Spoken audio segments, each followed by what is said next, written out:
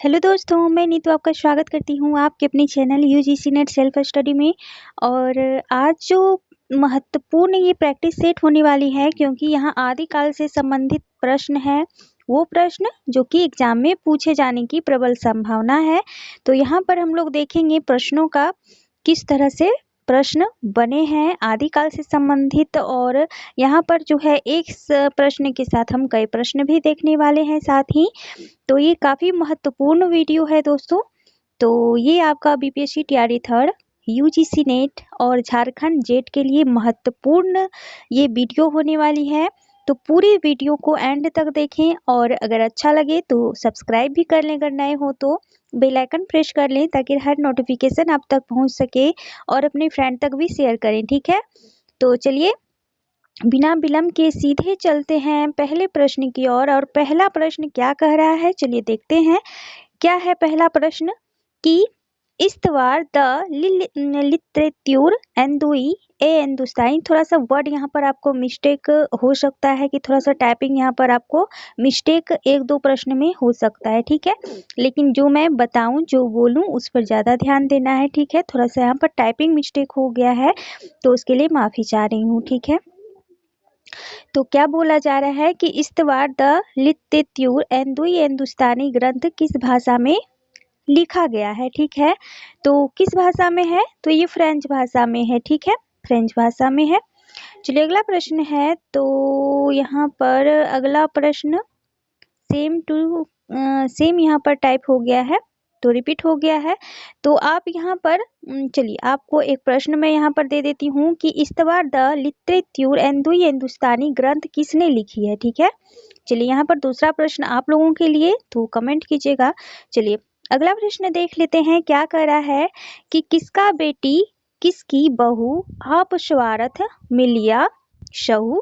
तो ये पंक्ति है, किसकी है पंक्ति, तो ये चरपट नाथ की है, ध्यान रखना है। चलिए अगला प्रश्न की तरफ बढ़ते हैं। क्या कह रहा है कि बड़ी कठिन है डगर पनघट की। क्या है, बड़ी कठिन है डगर पनघट की, बड़ी कठिन है डगर पनघट की पंक्ति किसकी है। तो बड़ी कठिन है डगर पनघट की किसकी है, तो ये अमीर खुसरो की हो जाएगी, ये ऑप्शन आपका राइट होगा। चलिए अगला प्रश्न है कि हिंदी साहित्य का प्रथम इतिहास ग्रंथ माना जाता है।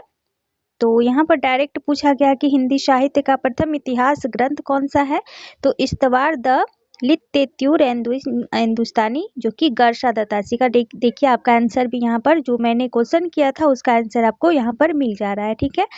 और the modern vernacular literature of Hindustan Grecian का है।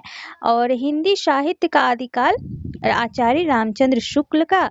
और शिव सिंह सरोज, जो कि शिव सिंह सेंगर का है। तो एक साथ आपको देख रहे हैं यहाँ पर चार ऑप्शन आपको साथ में मिल रहा है, आंसर भी मिल रहा है, तो ध्यान रखना है। अगर आपसे पूछा जाए कि हिंदी साहित्य का हिंदी में लिखा प्रथम ग्रंथ कौन सा है, तब आपका क्या हो जाएगा, शिव सिंह सरोज, तो ध्यान रखना है।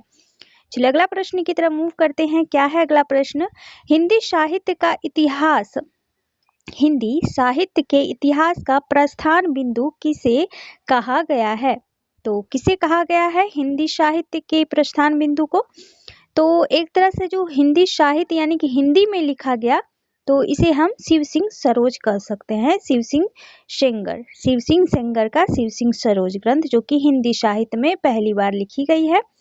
चलिए अगला प्रश्न है, बहुत ही महत्वपूर्ण प्रश्न, the modern vernacular literature of Hindustan में वर्णित कवियों की संख्या कितनी थी। बहुत ही महत्वपूर्ण है, तो ये टोटल 952 था, ठीक है। कितना, 952, तो ध्यान रखना है, इस तरह के प्रश्न डायरेक्ट पूछे जा सकते हैं। चलिए अगला प्रश्न है कि आचार्य रामचंद्र शुक्ल ने आरंभिक काल के जिन 13 नहीं होगा, ठीक है 12, ठीक है 12 ग्रंथों को प्रमाणिक माना है, उनमें से किस ग्रंथों का मूलभूत सुरक्षित नहीं है, यानी का उनका जो प्रमाणिक सोर्स है वो सुरक्षित नहीं है। तो किसका नहीं था, तो परमाल रासो का था, विशल देव, पृथ्वीराज रासो, विजयपाल रासो, जयचंद, कीर्ति पताका, ये सभी का है। लेकिन खुमान रासो का यहाँ पर खुमान रासो, चलिए खुमान रासो और हमीर रासो का यहाँ पर सुरक्षित नहीं है, तो ध्यान रखना है। चलिए अगला प्रश्न है, काफी महत्वपूर्ण है। आचार्य रामचंद्र शुक्ल ने आदि काल में देश भाषा काव्य में कितनी पुस्तकों की गणना की है? तो टोटल उन्होंने पुस्तकों की जो गणना की है वो 12 है, लेकिन यहाँ पर पूछा जा रहा है कि देश भाषा काव्य में कुल कितने पुस्तकों की गणना की है? तो टोटल 8 हो जाएगा। ठीक है, 8।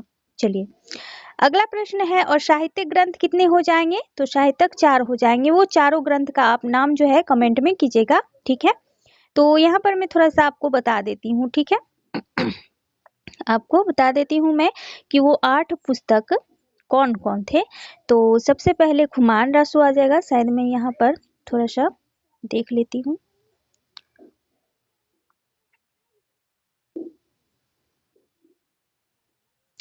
चलिए यहाँ पर खुमान रासो, ठीक है, खुमान रासो मैं शॉर्टकट में लिख रही हूँ यहाँ पर, क्यों जगह नहीं है। उसके बाद देख लेते हैं विशल देव रासो, ठीक है, विशल देव रासो, पृथ्वीराज रासो। उसके बाद आपका हो जाएगा जयचंद्र प्रकाश, और फिर हो जाएगा आपका जयमयंक जसचंद्रिका। उसके बाद आपका हो जाएगा परमाल रासो, ठीक है, परमाल रासो। उसके बाद आपका हो जाएगा खुसरो की पहेलियां, ठीक है। उसके बाद आपका हो जाएगा क्या? तो विद्यापति की पदावली। तो ये टोटल कितने हो गए? 1 2 3 4 5 6 7 8, तो 8 हो गए। ठीक है, तो ये सभी हो गया। चलिए एक बार मैं आपको नाम ही बता देती हूँ अच्छे से। खुमान रासो इसमें आ जाएगा, विशल देव रासो, पृथ्वीराज रासो, जय चंद्र प्रकाश, जयमयंक जसचंद्रिका, परमाल रासो, खुसरो की पहेलियां, विद्यापति की पदावली। तो टोटल 8 है इसमें। ठीक है, तो सभी का मैंने नाम बता दिया। आपको अगर नोट करना हो तो आप नोट कर ले फिर से देखकर। चलिए अगला प्रश्न है, हिंदी का सबसे प्राचीन छंद है? तो ये दोहा आ जाएगा। ठीक है, बी ऑप्शन। अगला प्रश्न है कि ब्रज माधुरी सार किसका है? तो ये वियोगी हरि होगा। चलिए अगला प्रश्न है, क्या कह रहा है कि हिंदी साहित्य इतिहास लेखन में आचार्य शुक्ल का प्रथम क्रांतिकारी कदम क्या था? यहाँ पूछा जा रहा है कि हिंदी साहित्य इतिहास लेखन में आचार्य शुक्ल का प्रथम क्रांतिकारी कदम कौन सा था? तो क्या था प्रथम क्रांतिकारी कदम? तो वो था कि अपभ्रंश साहित्य को हिंदी साहित्य से अलग मानकर उसे पूर्व पीठिका के रूप में प्रस्तुत करना। ठीक है, ये सबसे क्रांतिकारी कदम था। और आप देख सकते हैं कि अपभ्रंश और हिंदी साहित्य का दोनों का मेल आप देख सकते हैं आदिकाल में किस तरह से है। लेकिन शुक्ल जी ने क्या कहा कि अपभ्रंश साहित्य को उन्होंने पूर्व पीठिका के रूप में प्रस्तुत किया, उनको हिंदी साहित्य से अलग रखा। तो ये बहुत बड़ी यहाँ पर बातें सामने निकल कर आई है। तो ये एक तरह से इनका क्रांतिकारी कदम ही मान सकते हैं। और ये जो है कि आदिकाल को वीर गाथा काल नाम इन्होंने दिया। देखिए यह एक प्रश्न यहाँ से बन रहा है। ग्रंथों की प्रसिद्धि को इन्होंने महत्व विशेष प्रवृत्ति के अनुरूप नामकरण का इन्होंने प्रयास किया। तो इस तरह इनके बारे में चर्चित कुछ महत्वपूर्ण पॉइंट भी साथ साथ देख रहे हैं। चलिए अगला प्रश्न है कि हिंदी साहित्य के आदि काल को अपभ्रंश काल किसने कहा है? तो किसने कहा है अपभ्रंश काल?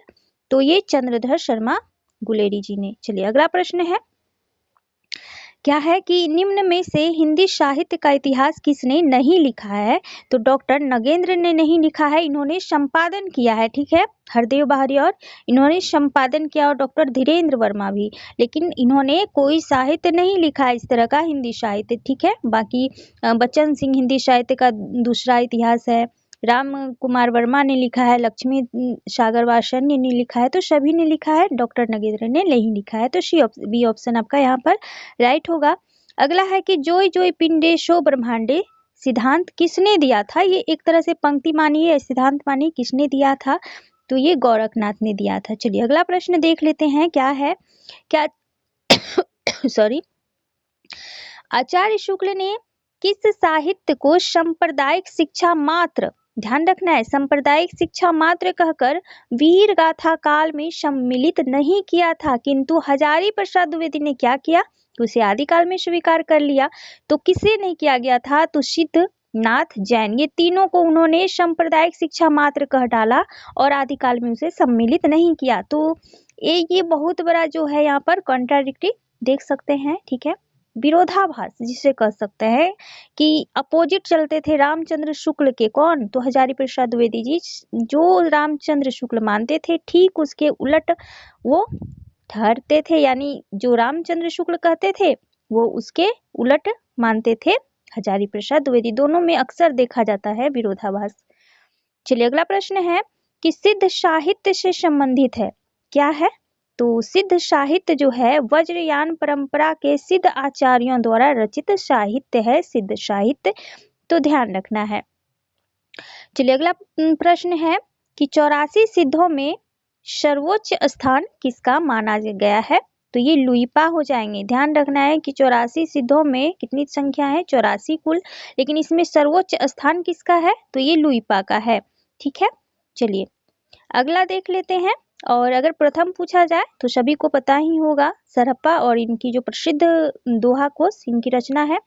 आगे है कि पुरानी हिंदी में कौन सा छंद नहीं मिलता है, तो दोहा मिलता है, चौपाई मिलता है, आगे देख लेते हैं क्या है, धनाक्षरी नहीं मिलता, छप्पे मिलता है, ठीक है, तो धनाक्षरी नहीं मिलता।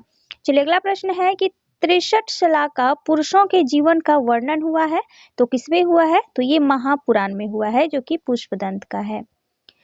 अगला प्रश्न है कि आदिकालीन वैदिक ग्रंथ था, तो ये जगत सुंदरी प्रयोगशाला, ध्यान रखना है, ठीक है, कुछ नया प्रश्न भी है इसमें आपका शामिल है। अगला प्रश्न है कि चौपाई के साथ दोहा रखने की पद्धति को क्या कहते थे, तो इसे कड़वक कहा जाता है, कि चौपाई के साथ अगर दोहा भी उसमें शामिल हो तो उसे कड़वक कहा जाता था, या फिर कहा जाता है, जो भी मान सकते हैं। पृथ्वीराज रासो बिल्कुल अनैतिहासिक ग्रंथ है, यह कथन किसका है, तो ये जो कथन कहने वाले कौन थे, तो ये थे गौरी शंकर हीराचंद ओझा। कौन थे, गौरी शंकर हीराचंद ओझा। चलिए अगला प्रश्न है, हिंदी काव्य में प्रयुक्त होने वाला 12 मासा सबसे पहले किस ग्रंथ में मिला है, तो ये विशल देव रासो में मिला है, ध्यान रखना है, विशल देव रासो में। अगला है, किस रासो ग्रंथ का एक पद प्राकृत पैंगलम में मिलता है, किसका मिलता है, तो ये हमीर रासो का मिलता है, तो ध्यान रखना है। चलिए अगला प्रश्न है, विशल देव रासो के विषय में असत्य कथन है, कौन सा सत्य कथन है, ये वीर गीत के रूप में है, बिल्कुल सही है। इसका समय 1214, ये गलत हो जाएगा क्योंकि 1212 है, ठीक है, 1212 है। यह 4 खंड में है, ये बिल्कुल सही है। यह काव्य लगभग 2000 चरणों में समाप्त हुआ है। तो आप देख रहे हैं यहाँ पर कि एक साथ आपको कितनी यहाँ पर टॉपिक आपको मिल रही है, और प्रश्न के रूप में भी यही बन सकता है सेम, तो आपको ध्यान रखना है, और ये 1212 हो जाएगा इसका समय काल। चलिए अगला प्रश्न है, चारण काव्य की भाषा है, तो चारण काव्य की जो भाषा थी वो डिंगल थी, ठीक है, तो ध्यान रखना है। अगले प्रश्न को देखते हैं कि पृथ्वीराज रासो को प्रमाणिक मानने वाले विद्वान कौन थे, तो श्याम सुंदर दास थे, बाकी डॉक्टर वूलर, गौरी शंकर हीराचंद ओझा और आचार्य शुक्ल ने क्या माना है, तो अप्रमाणिक माना है, साथ में ध्यान रखना है, ठीक है, ये सब क्या मानते हैं।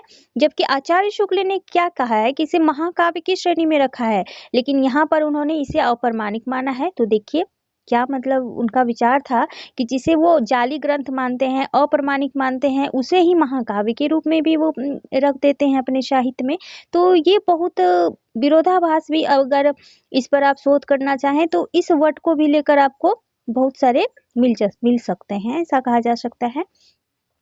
चलिए पृथ्वीराज विजय क्या है, पृथ्वीराज विजय किसकी रचना है, तो पृथ्वीराज विजय किसकी रचना हो जाएगी, तो ये जयानक की हो जाएगी, ठीक है, ध्यान रखना है।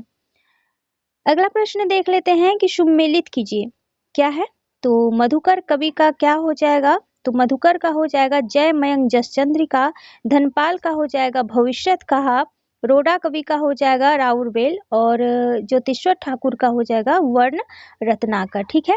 तो राउरबेल है 10वीं शती की, ठीक है, भविष्य क्या हो जाएगा 13वीं 14वीं की, और ये वर्ण रत्नाकर हो जाएगा 14वीं सदी की। तो साथ साथ ध्यान भी रखना है। तो इस तरह आपका बी ऑप्शन यहाँ पर राइट हो रहा है। चलिए अगला प्रश्न है। चलिए आज 30 प्रश्न ही रहने देती हूँ, ठीक है, क्योंकि बहुत ज़्यादा प्रश्न है तो मैं कल फिर करा दूंगी आप लोगों को, ठीक है। और ये प्रश्न बताइएगा कि इस तरह का जो प्रश्न है लेवल इसका कैसा लग रहा है आप लोगों को। अगर अच्छा लग रहा है तो जरूर से कमेंट करें, आप लोग कमेंट कीजिएगा, तभी मैं आगे इस तरह का जो है वीडियो लेकर आ पाऊंगी। क्योंकि आप अगर कमेंट नहीं कीजिएगा तो मुझे पता कैसे चलेगा कि आप लोगों को वीडियो अच्छा लग रहा है, प्रश्न अच्छे लग रहे हैं या नहीं लग रहे हैं। तो कमेंट करना जरूरी है, तो जरूर से फ्रेंड कमेंट कीजिएगा, ठीक है। चलिए फिर मिलती हूँ एक नई प्रैक्टिस सेट के साथ, तब तक बने रहिए मेरे साथ और जरूर से चैनल को सब्सक्राइब कर लें। और आज 30 प्रश्न पर ही एंड करती हूँ वीडियो को, फिर मैं कल जो है मैराथन लेकर आने वाली हूँ, तो आप बने रहें मेरे साथ। चलिए, और संपूर्ण यहाँ पर तैयारी आपका होने वाला है।